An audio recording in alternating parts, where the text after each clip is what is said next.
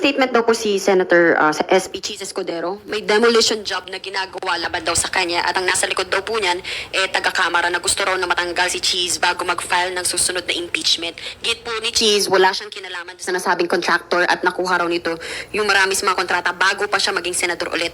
At sa mga kontrata daw na nakuha ng kontratista noong senador na si Cheese, wala rin daw kinalaman sa Escudero at paninigta pa rin ni Escudero bakit yung 1.1% daw ng 550 billion worth of flood control project yung inuusisa at hindi yung 90% ng 550 billion. Bakit daw hindi yung mga kontraktor galing kamara ang ginagawa ng storya? Bakit daw siya? Hindi ko alam sino yung tinututok na, no? O sino tinuturo niya. At saka hindi ko alam anong demolition job ang sinasabi dahil kung yung binabanggit niya yung mga lumalabas sa Facebook na kontratistang nagko-contribute daw, major contributor sa kanya kampanya. Ako personal, hindi ako naniniwala eh. Alam mo yun? Kasi malay mo kung sino yun eh. Tinitingnan ko yung pangalan eh, hindi ko naman kilala. Alam mo yun? So, hindi natin alam. Pero wag na siyang masyadong kabahan siguro sa mga online. Ang tignan natin yung talagang yung totoo, no? Yung mga sinasabi, di ba, ni Senator Soto, yun ang paliwanag niya. Doon sa kanila. Huwag dito sa amin dahil kami tapos na kami eh. Di ba? Hanapin ngayon namin sino may kasalanan dito sa Congress. Basta ako, kumbinsido ko, walang nagbago dito sa yung mga rinireklamo ng ating Pangulo na sinasabi niyang masamang nangyari sa budget, walang nanggaling dito sa Congress doon. Yan ang 100% sure. Kasi nasa dokumento eh. Nandun sa kanila eh. Ito yung dokumento na sinabit ng Congress. Lahat ng sinasabi ng Pangulo natin na wala sa lugar, wala doon sa version ng Congress. Di ko nga alam, 6 na buwan na to, laging Congress ang sinisisi dyan sa mga problemang ganyan. Wala pa ako dito, kaya hindi ko nakakapagsalita, pero tinitignan ko, hindi ko maintindihan. Bakit Congress ng Congress ang tinuturo, lalo na yung Speaker? Nandito na ako eh. So may access na ako sa dokumento. Lalo akong naniniwala ngayon na walang kasalanan talaga yung ating kamara dyan sa mga nangyaring pagbabago sa budget at pagtanggal ng PhilHealth Trust Fund, yung pagbawas ng DepEd at yung pagdagdag ng pagkalaki-laking pondo sa DPWH. Gusto ko na lang malaman ngayon, dahil makukuha namin yung inventory ng mga proyekto na yan, sino yung contractor dyan, sa napunta yan. Tama yun ni Presidente, may ghost project ba yan? Ay naririnig namin meron. May duplikasyon ba yan? Naririnig namin meron. Maraming sinasabi si Presidente doon sa kanyang press con kahapon, yung kanyang briefing sa ating mamamayan kahapon. May yung mga tinatanong mo. Sir, how will you make the senators who are involved accountable for this? How? How? May pwede bang ikaso sa kanila? Or may pinag-uusapan na po ba yung partido nyo na pwedeng action? Ang partido namin, gusto lang namin maintindihan at maliwanagan sa anong nangyari. Hindi naman kami korte, hindi kami branch ng ombudsman, di ba? Ano lang kami, House of Representatives of our district, and our districts want to know what happened here. Yun lang naman. Now, I'm sure the Senate has its own processes on how they will discipline their own members if their members need to be disciplined. Beyond that, there are the normal judicial procedures that can be entered into whenever there is wrongdoing. Pero sa amin ngayon, ang amin lang gusto mangyari is maintindihan natin lahat. Paano nangyari lahat yan? Thank you, sir. Thank you. Thank you, Tina. Agatha Gregorio from ABS-CBN is now recognized. Hello po, sir. Regarding CONCON naman po, have you gotten the sentiment of other lawmakers regarding this po? Would senators, other congressmen be in support of this from what you know po? Ang unang feedback ko, malabo. Okay? To be honest with you, the initial reaction is always, hindi papayag yung Senado dyan. Okay? Then the next reaction is, baka mamaya sabihin nila, perpetuation of power na naman yan. Babaguhin yung mga term of office, gagawing unlimited, gano'n. So, it's going to be a challenge, we know. But I think that there is enough goodwill, there is enough patriotism in our national leaders that they can rely on to move forward with a little faith. A little faith in the wisdom of our people in electing the delegates to the convention, faith in all of our citizenry in their ability to prevent abuse by being vocal and by being vigilant. So, andun kami sa, alam namin mahirap ito, pero wala namang madaling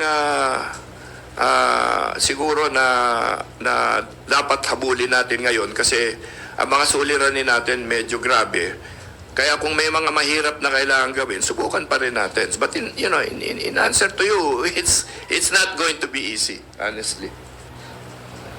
And in relation po to the issue with forthwith, nabanggit nyo nga po na better to have a period. Yung 7 days po na nabanggit nyo po, is that an example or yun po ba yung ideal na period na gusto nyo po for starting of the trial? That's just an example. Kasi when you go to specific proposals and periods like that, there are so many factors that you need to consider. Like, you have to get a lawyer. How long will the lawyer take to prepare the brief to reply? Mga ganun. So, although, in our jurisprudence and in all of our laws today, there are periods required for specific judicial processes. I think we can go to those and be guided by those because those are based on experience and history. So, if we can go to those and look for some guidance on how we proceed in the future, I think it will be very helpful. But there are no absolutes now because we don't have specific proposals as of yet, no? Let's see first whether people are prepared to have a constitutional convention and are willing to trust one another in order to correct the things that we really need to correct. Thank you po. Thank you. Thank you, Agatha. We will now proceed with the questions from Rosalie Cas of UNTV. Good morning po, DS. Kanina po nabanggit niyo po na hindi kayo papayag maumpisahan yung pagsusuri sa 2026 budget hanggang hindi naliliwanagan doon sa mga issue sa 2025 budget. Ano pong ibig sabihin nito? Pinagpapaliwanag niyo po ba yung Senado doon po sa mga nabawas at nadagdag sa 2025 budget dahil nabanggit niyo rin po kanina hindi galing sa House yung pong mga amendments na malalaki doon po sa 2025 budget? Mahirap i-prejudge, no? So, bagamat alam natin na hindi galing sa Kongreso yan, hindi ko masasabing Senado ang gumawa niyan. Kasi malaki rin ang Senado, marami naman senador. So, titignan natin. Pero ang sa akin kasi, ang ating budget hearings dito ay nakatutok sa ating mga ahensya. Di ba? Ano man kasi ang desisyon na namin sa mga sa Kamara or sa Senado, ang mga budget na yan ay ina-administer ng ating mga ahensya eh. Ang haharap sa amin dito sa Kamara ay yung mga DBM, DPWH, sila yung tatanungin namin, 'di ba? Kasi siyempre alam din nila 'yan. Okay? So, dalawang bagay 'yan eh. Sinabi ko, aalamin natin paano napalit, sinong pumalit, 'di ba? Hindi kami pwede magpatawag ng mga senador siyempre dahil interparliamentary courtesy. Kuminsan parang wala ng courtesy, pero may interparliamentary courtesy pa rin dapat, no? So, siyempre we cannot summon them or they cannot summon us. Pero ang gagawin natin dyan siguro, tututukin natin sa sinong nakinabang. Kasi baka yan malalaman natin sa mga ahensya eh. Di ba? Ang ating Pangulo ay nag-umpisa na sa magandang umpisa dito eh. Bawat tinignan niya, sino yung mga kontraktista? 'Di ba? Tapos alam na nila kung saan nagpunta yung mga project, no? So, pagkatapos noon, siguro aalamin natin, siyasatin pa natin na mas mabuti. Tingnan natin sino ba talaga nakinabang dito. 'Di ba? Para malaman ng taong bayan kung sino ang talagang sisisihin nila dito. Kunin na rin po namin yung sentiments nyo kasi kahapon po nag-reveal ang Pangulo na nasa 15 contractors po ang nakinabang dun sa 20% ng total budget para sa flood control projects ng gobyerno. Kung kayo po ba yung tatanungin, kailangan po bang magkaroon ng independent body para imbestigahan yung mga sinasabing involved dito po sa mga flood control projects dahil meron din pong mga accusations against congressmen na sila mismo ay kontratista rin daw po ng mga government-funded infrastructure projects. Dahil may mga kongresistang maaring ituro, ako tingin ko mag-umpisa ang investigasyon dito sa Kongreso. Kasi kung nakalatag na naman, nakalantad na, kung sino yung talagang mga sinasabing mga maaring may kasalanan dyan, alam na namin lahat yan dito. 300 naman kami dito. Ang sinasabing kontratista, ilan? 10, ang contractor na ano daw, ewan ko, 60, kung ano man sinasabi nila.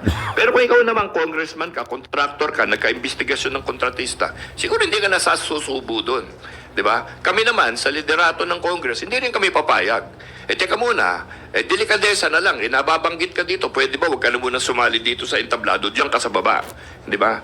So, ganun ang gagawin natin. Kasi we have to first, I think, allow our internal rules and our internal discipline to work. No?